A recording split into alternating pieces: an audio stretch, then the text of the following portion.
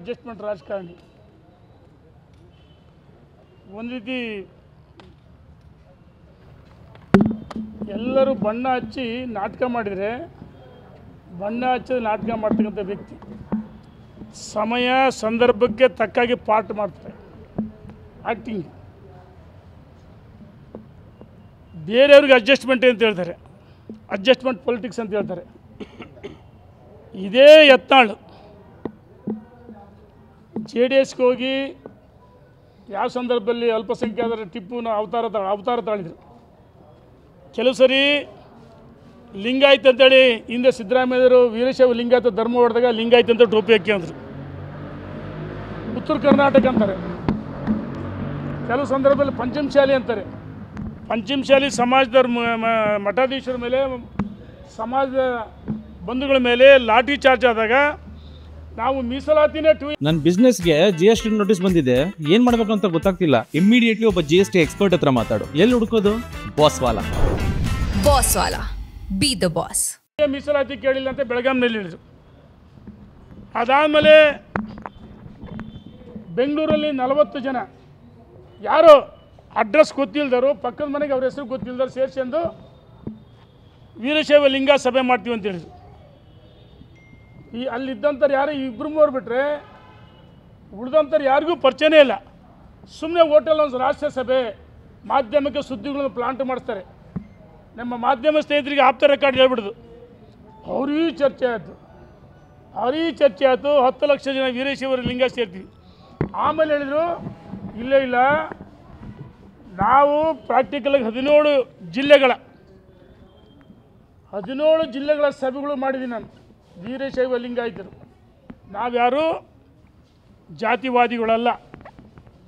ನಾವು ಆಯ್ಕೆಯಾಗಿದ್ದು ಪರಿಶಿಷ್ಟ ಜಾತಿ ಪಂಗಡ, ಹಿಂದುಳಿದ ವರ್ಗ ಮತ್ತು ವೀರಶೈವ ಲಿಂಗಾಯತ ಎಲ್ಲರ ಸಮಾಜದಾಗಿ.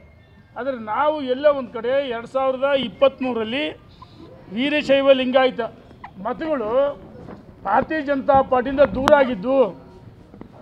ಯಡಿಯೂರಪ್ಪನವರು ಇಳಿಸಿದ್ದು 2011ರಲ್ಲಿ ಇಳಿಸಿದರು, 2021ರಲ್ಲಿ ಇಳಿಸಿದರು. ಮತ್ತು ಟಿಕೆಟ್ ಕೊಡೋದ್ರಲ್ಲಿ ಗೊಂದಲ ದೂರ ಆಗಿದ್ದಕ್ಕೆ ಆ ಸಮಾಜದ ಒಂದು ಕಡೆ 2A ಮೀಸಲಾತಿ ಕೇಳಬೇಕು, ಆರ್ಥಿಕವಾಗಿ ಶೈಕ್ಷಣಿಕವಾಗಿ ಯಾರು ಹಿಂದುಳಿತಾರೆ ಅವರಿಗೆ OBC ಕೊಡಬೇಕು, ಮತ್ತು ಜಾತಿ ಜನಗಣತಿ ಅವೈಜ್ಞಾನಿಕವಾಗಿದೆ, ಯಾರ ಮನೆಗೆ ಹೋಗಿದೆ ಸರ್ವೆ ಆಗಿಲ್ಲ. ಎಲ್ಲ ಕಡೆ ಹೋಗಿ 17 ಜಿಲ್ಲೆಗಳ ಸಭೆಗಳನ್ನು ನಾವು ಮಾಡಿದ್ವಿ. ಎಲ್ಲ ಕಡೆ ಒಂದೊಂದು ಜಿಲ್ಲೆಯಲ್ಲಿ 2,000 ಜನ ಮುಖಂಡರು ಚಿಕ್ಕಮಗಳೂರಿಂದ ಹಿಡಿದು ಹಾಸನದಿಂದ ಹಿಡಿದು ಚಾಮರಾಜನಗರ, ಮೈಸೂರು, ರಾಮನಗರ, ಮಂಡ್ಯ, ಬೆಂಗಳೂರು ಗ್ರಾಮಾಂತರ, ಕೋಲಾರ, ಚಿಕ್ಕಬಳ್ಳಾಪುರ, ತುಮಕೂರು, ಚಿಕ್ಕಮಗಳೂರು, ದಾವಣಗೆರೆ, ಹಾವೇರಿ, ಕೊಪ್ಪಳ, ಹೊಸಪೇಟೆ, ಬಳ್ಳಾರಿ 17 ಜಿಲ್ಲೆಗಳ ಸಭೆಗಳನ್ನು ಮಾಡಿದ್ದೀವಿ. ಇನ್ನು 10ರಿಂದ 11 ಜಿಲ್ಲೆಗಳು ಮಾತ್ರ ಬಾಕಿ ಉಳಿದಿದೆ. ನಾವು ಸಮಾವೇಶ ಮಾಡೇ ಮಾಡ್ತೀವಿ, ಅದ್ರ ಬಗ್ಗೆ ಅನುಮಾನನಿಲ್ಲ. ನಾವು ಸಮಾವೇಶ ಮಾಡ್ತೀವಿ ಅಂದಮೇಲೆ ದಾವಣಗೆರೆಯಲ್ಲಿ 10 ಲಕ್ಷ ಜನ ವೀರಶೈವಲಿಂಗ ಸಭೆ ಮಾಡ್ತೀವಿ ಅಂದರು.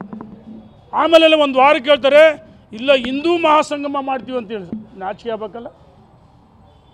ಬಿಜಾಪುರದಲ್ಲಿ ಭಾಳಷ್ಟು ಜನ ಲೀಡ್ರುಗಳು ಈ ಮನುಷ್ಯರ ಏನೇನು ಭ್ರಷ್ಟಾಚಾರ ಮಾಡಿದ್ದಾರೆ ದಾಖಲೆ ಸಮೇತ ನನಗೆ ಕೊಟ್ಟಿದ್ದಾರೆ. ಇದ್ರ ಜೊತೆಗೆ ಅಡ್ಜಸ್ಟ್ಮೆಂಟ್ ಪೊಲಿಟಿಕ್ಸ್ ಯಾರು ನಿಮ್ಮದು. ಮೊನ್ನೆ ಈ ಹಿಂದೆ 2019ರಲ್ಲಿ ಲೋಕಸಭೆಗೆ 10,000 ಭಾರತೀಯ ಜನತಾ ಪಾರ್ಟಿಗೆ ಮತಗಳು ಜಾಸ್ತಿ ಬಂದದ್ದು. ಅವಾಗೆಲ್ಲರೂ ಸಾಮೂಹಿಕ ನಾಯಕತ್ವ ಇತ್ತು. 2024ರಲ್ಲಿ ನನಗೆ ಲೀಡರ್ಶಿಪ್ ಕೊಡದೇ ಇದ್ದರೆ ಸೋಲಿಸ್ತೀನಿ ಅಂತ ಹೇಳಿದ್ದಕ್ಕೆ ಅದೇ ಮನುಷ್ಯನಿಗೆ ಲೀಡರ್ಶಿಪ್ ಕೊಟ್ಟರೆ 12,000 ಮತಗಳು BJPಗೆ ಅಭ್ಯರ್ಥಿ ಕಡಿಮೆ ಬಂದು. ಹಂಗಾರೆ ಯಾಕೆ ಕಡಿಮೆ ಬಂದು? ಅಡ್ಜಸ್ಟ್ಮೆಂಟ್ ಪೊಲಿಟಿಕ್ಸ್ ತಾನೆ. 2019ರಲ್ಲಿ 10,000 ಅಲ್ಲಿ ಲೀಡಿಂಗ್ ಆಯಿತು. ಈ ಸರಿ 12,000 ಮತಗಳು ಕಡಿಮೆ ಆಯಿತು. ಯಾಕೆ ಕಡಿಮೆ ಆಯಿತು? ಅಡ್ಜಸ್ಟ್ಮೆಂಟ್ ಪೊಲಿಟಿಕ್ಸ್ ತಾನೆ. ಮೊನ್ನೆ